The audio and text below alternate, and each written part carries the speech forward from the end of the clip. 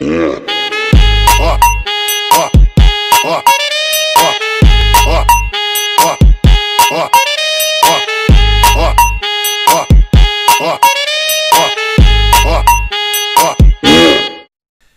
for starters, here's the storyboard. Fade from black, outside the train, the tunnel lights sweep past, slowing down as they get brighter. The train rolls into the well-lit station.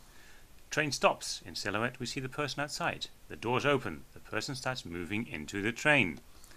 The person entering the train is Franz. As he steps into the train, Franz looks off to the right. So that's basically the entire shot. In Photoshop I've imported all the frames from the storyboard, and they're all overlaid on each other, it seems, but I actually cut them all into separate layers. So we have a background, we have Franz cut out with a mask, we have the subway car, one of the doors, the other door, and if we turn all that on, we have Franz sitting outside behind the door. Then I also have a medium of Franz also cut out and a close-up also cut out. I'm going to import that Photoshop file into After Effects.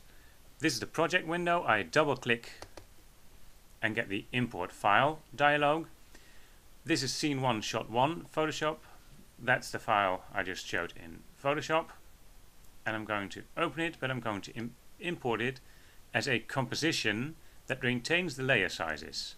Retain layer sizes is important to keep everything visible that's outside of the frame in the Photoshop composition at this point. Editable layer styles is irrelevant because there are no layer styles in this Photoshop file. So here's my shot, and it comes in as a composition. It also comes in as all separate layers. The composition has the right size because my Photoshop file has the right size. It's 1280 by 720. Now I'd like to work in 24 frames a second for this animatic. So I'm going to open up my composition by double clicking on it. It opens up in the timeline, and on the right of the timeline there's a menu where you can get composition settings. It automatically went to HD because that's what it recognized it as. I'm going to make it 24 frames a second. There's absolutely nothing moving now, and it also ended up being 30 seconds, which is a bit long, but that's okay. Now I'm going to turn off the top layers to get to our opening shot. First thing we need to do is create the illusion that the train is stopping, and I'm doing this by moving Franz to the side. You can simply grab him in the window and move him. You can also go to his layer and hit the P for position, and you get the X and the Y position. And you also get the stopwatch there, and that allows you to animate something over time in After Effects. So if I'm say I want opening to last about 2 seconds, I'm just moving the cursor out there. I'm going to hit position to set a keyframe because this is where I want it to end up. I'm going to go back to the beginning, and I'm just going to slide him out of shot by just dragging on the number and say, okay, now he's just out of shot. We get the keyframes here. The second keyframe, it's now a linear movement, and from the second keyframe I'm going to switch that one over to an easing into that second keyframe. So we see he's sliding in. Now if I hit 0, you can preview it in real time. Get rendered real quick, and then that's the shot. Now I say I'm happy with that. Now I want to open up my doors. So as soon as the train is going to stop, a few frames later, I'm going to take my subway car doors, these two, and these names are actually from the Photoshop layers. The position on these two, again hitting P to get to them. I know this is the position where they are in when they need to open, so I'm going to set a keyframe, and they're going to take about 1.5 seconds, 2 seconds to open, just a rough guess. The door on the left should go to the left, and the door on the right should go to the right. As soon as you have something animated and you move it in After Effects, a keyframe gets created, so you don't need to manually set those keyframes. There's something odd. The doors are actually inside of the train car, which is usually not the case. So my subway car, I'm going to take that layer and just drag it on top of the doors, so the doors are now behind or outside the subway car. Again, I'm going to hit 0.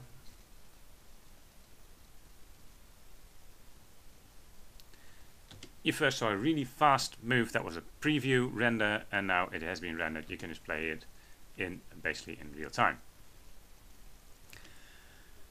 Okay, now he needs to get into the car. So the doors open, and he actually is a bit impatient, so he starts moving just before the doors open. So Franz is going to move into the car. So I'm going to set another keyframe, and I'm going to do that by hitting the little diamond over here. And it's going to take a few seconds to get in. So I'm now on 5 seconds. Now he needs to go get in to match this position of Franz medium. To match that up, I'm just going to go to the opacity of Franz medium. So I'm hitting T to get to the opacity. You can't hit O because O was already taken for the out point. So T, transparency, gets you opacity. I'm going to tone that down to about 50% so I can see both. Now I'm going to take my Franz, and I not only need to animate the position, I also need to animate the scale. So I'm going to hit Shift S, which also opens the scale for me. And I'm just going to set a keyframe here for position. With these triangles I can go back and forth to my previous and next keyframe. So I'm going to back to the previous keyframe and setting a keyframe there for scale, and starting to animate scale by hitting the stopwatch, because he needs to grow or get closer. So say he needs to get about this big, but then he needs to come down and to the side a little bit, maybe up a bit. Something like this. This sort of matches. Now I match these two up. I now also want them to move together. Making two layers move together in After Effects, you can simply parent them. So I'm going to parent the medium shot to the long shot of Mr. Franz, or long medium. So now they're actually moving together. So he's moving into the train car, and at this point I want to switch between the want to switch to the medium shot, actually as soon as he sort of hits the edge of the screen, which I'm not sure I'm seeing because I want to fit him. Yes, I am actually seeing the edge. So Franz medium, he's going to appear right here. So at this point I'm going to turn him off and hit his transparency, hit the transparency stopwatch, and he's going to appear just as he gets close pretty quickly. Whoop. Now you'll still see the other one behind here, so at the end I'm going to fade out. So for Franz I now also need the opacity, so Shift T. I'm going to fade out Franz as soon as he gets close. Basically switching those two layers. If I preview this,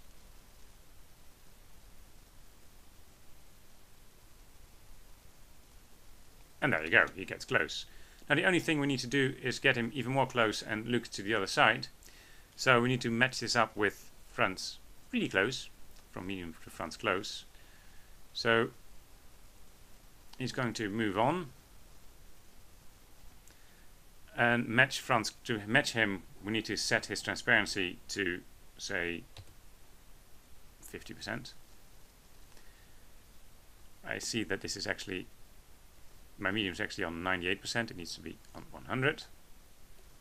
So here we're going to match them up. I'm not going to animate Franz medium because he is parented to Franz. So I'll go to the original Franz layer, scale that one up and bring it down and move it a little bit to the side. And I'm doing this so I have only one layer that I'm actually animating and not two. So this is, it's not quite right, but this is sort of matched up. So now that they're matched up, I'm going to parent Franz close to the other Franz. So all the Frances are now together, and then you can see they're actually moving all together.